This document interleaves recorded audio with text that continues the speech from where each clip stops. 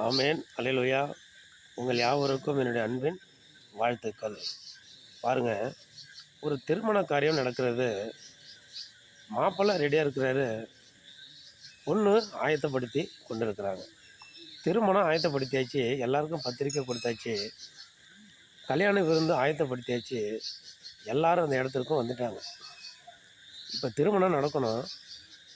திருமணத்திற்கு எல்லாரும் எப்போ தாலி கட்டப்படும், மணவாளனும் அந்த மாப்பிள்ளையும் பொண்ணும் எப்போ சேருவாங்க, எப்போ தாலி கட்டுவாங்க, எப்போ மண விழா நடக்கும், எப்போ இருவரும் இணைக்கிற அந்த காரியம் நடக்கும்னு சொல்லி பத்திரிக்கையில் போட்டுக்கிற டைமு.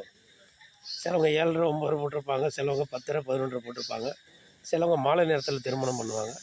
எந்த நேரமோ, ஆனால் போட்டுக்கிற டைமை தாண்டி போயிட்டுருக்கும். எல்லோரும் உட்காந்து ஆயத்தமாக உட்காந்து பார்த்துக்கிட்டு இருப்பாங்க.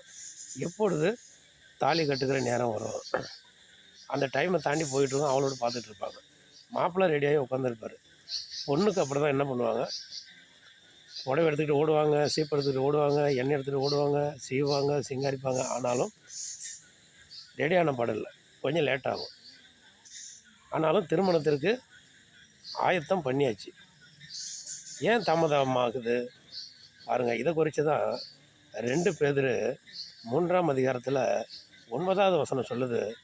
தாமதிக்கிறார் என்று சிலர் எண்ணுகிறபடி கர்த்தர் தமது வாக்கு தத்தத்தை குறித்து தாமதமாக இராமல் ஒருவரும் கெட்டு போகாமல் எல்லாரும் மனம் திரும்ப வேண்டும் என்று விரும்பி நம்மேல் நீடிய பொறுமையுள்ளவராய் இருக்கிறார். பாருங்கள், ஆண்டவராகிய இயேசு கிறிஸ்து ஏன் தாமதிக்கிறார்? ஏசப்பா எப்போ வருவாங்க? எல்லாரும் சொல்கிறீங்க ஏசப்பா வந்துடுவாங்க வந்துடுவாங்க வந்துடுவாங்கன்னு. எப்போ வருவார் அப்படின்னு கேட்குறவங்களுக்கு இந்த வசனம் தான் ஆதாரம். அதே போல் 10வது வசனம் என்ன சொல்லுதுன்னு பாருங்களேன். கர்த்தருடைய நாள் இரவிலே திருடன் வருகிற விதமாய் வரும். அப்பொழுது வானங்கள் மடமடவென்று அகன்று போகும், பூதங்கள் வெந்து உருகி போகும் என்று சொல்லப்பட்டிருக்கிறது. அப்போ இந்த திருமணத்தில் எப்படி இந்த மணப்பெண் கொஞ்சம் லேட் ஆகுதோ, ஏன்னா ஆயத்தம் ஆகலை, அதனால் மணவாளர் ரெடியாக உட்காந்துருக்காரு. ஆயத்தமாகி வந்துட்டா திருமணம் நடந்துடும். அதே போல் ஆண்டவராகிய இயேசு கிறிஸ்து ஆயத்தமாக இருக்கிறார்.